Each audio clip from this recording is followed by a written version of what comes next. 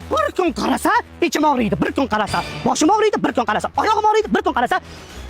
Ya ona deb menga qarang. Menga qarang ko'jasiz agar 5 bo'lsa, shu meni uyimdan 2 kilometr shu yoqqa meni olib borib qo'ying, lekin bir so'm pul yo'q. Bu hayot meni onamga tiqib tashlaganda, dabdala qilganda bu ko't hayot bu mana. Hayot emasmi bu yerda ismingiz? Yo'q, Yaxshi, zo'r hayot demasangiz zo'r. Qachon men hayotdan nolib bir hayot so'ksam, bir hayot degan omadsiz maymun. Ha deb kelib meni onamni so'kding, meni so'kding deb yoqqamdan olib men urgan. Qasam ichdim. Endi hayot so'kmayman, zamonni so'kaman. Ukajon, haqiqatan ham zamon bo'lib bor. ben böyleyim. Ey, Turkajon, eshit, menga qara ona.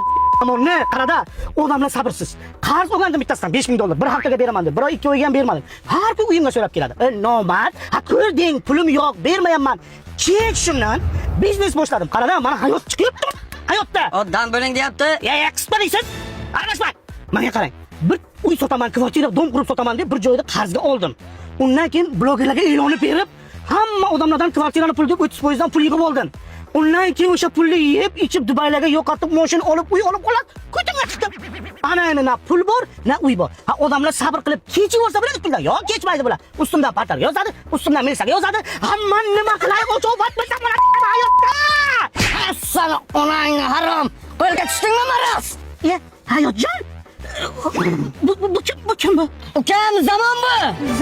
Zamon hayot. Hozir mana urasizlar-da? Yo'q.